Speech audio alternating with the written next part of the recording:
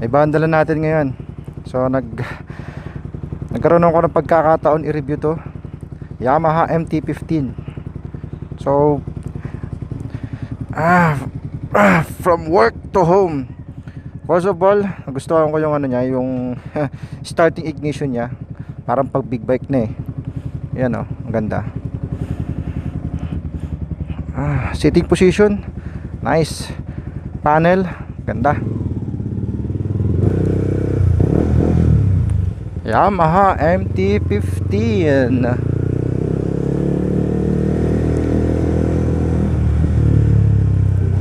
Shoutout pala sa buong 01 Squad at sa 01 Squad family.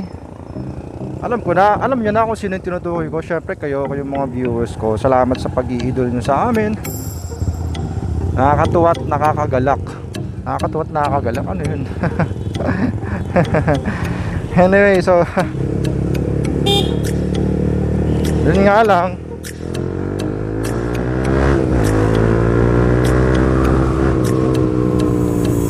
yung ano niya busina medyo mahirap lang kapain. Medyo malayo siya eh. Ito yung busina niya. Ayan. Medyo hirap lang kapain. The brake, okay siya. Meron siyang passing light. Alright, so ito yung ano niya, yung high and low beam signal light. And ang cute nga lang ng busina niya eh. Ang liit. Kaya kung minsan na aabutin mo siya, medyo tinan mo yung thumbs mo, medyo malayo, medyo mahirap siyang abutin.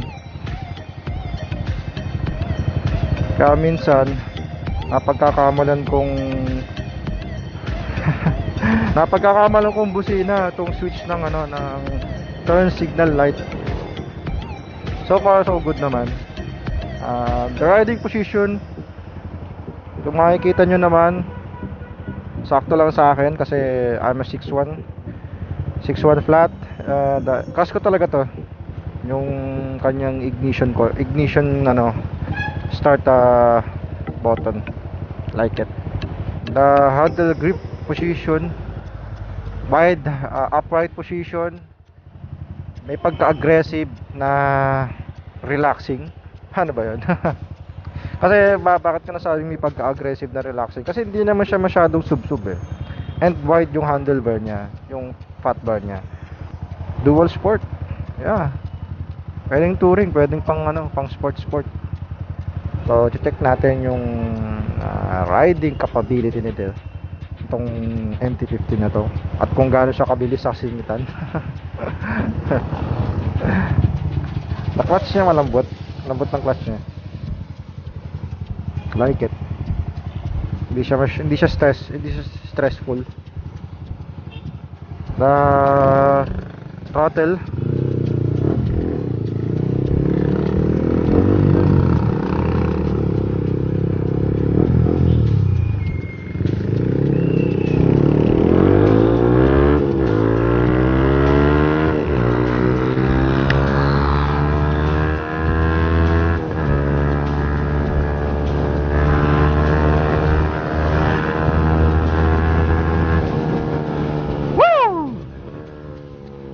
nice. Ganda ng ano niya, ganda ng throttle response niya. By the way guys, naka muffler pa to. Naka open pipe na siya. Syempre, open pipe by the 01 Moro. At lahat ang nakikita nyo accessories, lalo na tong side mirror, Rizoma side mirror, Buster na protective lever guard. Yan, kay 01 Moto yan. And of course, itong gamit kong tank bag na kung tawagin ay flange tank bag. It's a hard case, yeah. 01 Moto. May nakita na ako nito nakakabit sa kagaya namin sa NS200 eh. Si Little Biggie o si Little, nagpakabit siya ng ganito. So yeah, parang universal na rin. Kasi yung lock niya ay i-convert mo lang para pag drinil sa mismong tank cap is okay siya. Medyo matigas lang yung upuan niya. Medyo matigas talaga.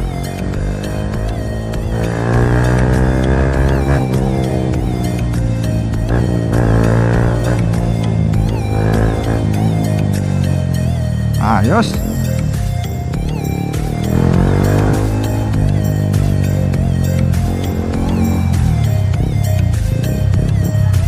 Hindi natin makasya tayo ha.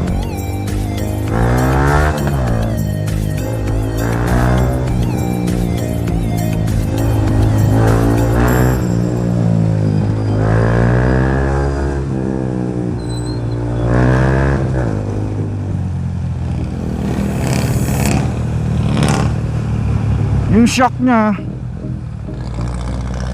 suspension, front at likod, matigas, stiffy.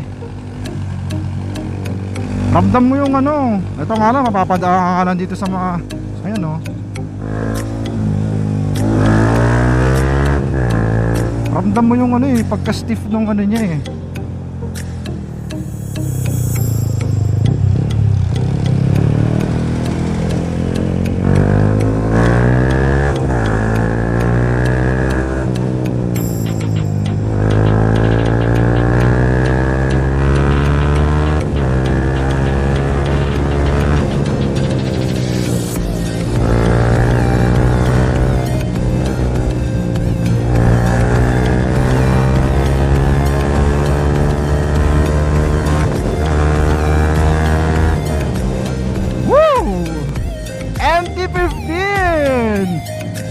Yeah!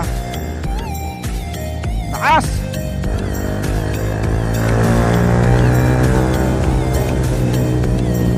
The way you twist the throttle, napaka-responsive.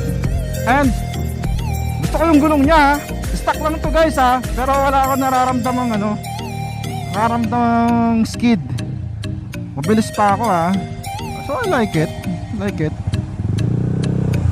Tsaka ako na ibibigay yung downside nito. So today pakikiramdaman ko lang siya. Yung feeling, the way it ride sa city drive like this.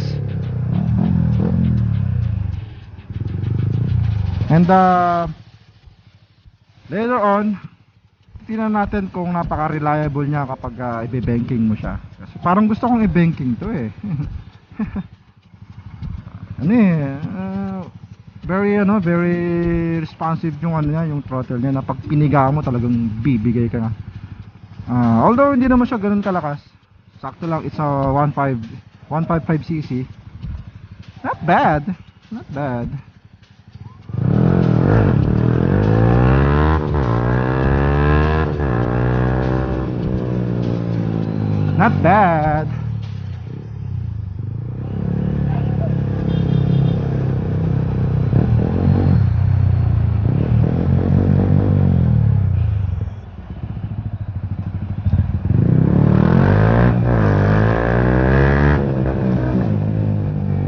Woo! Like it.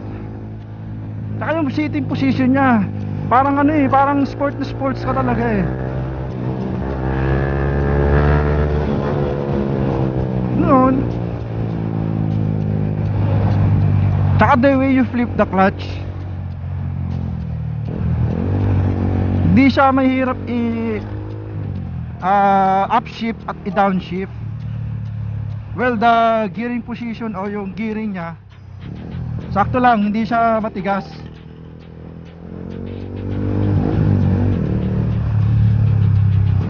And napaka-responsive din yung kanyang gearing position.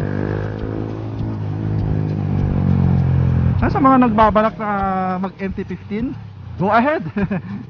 Grab this. Alam niyo ba, ito yung bunso ng MT-09. Kasing kamukha niya talaga. Kakawashing ko lang nito. Ba yan? Panahon talaga eh.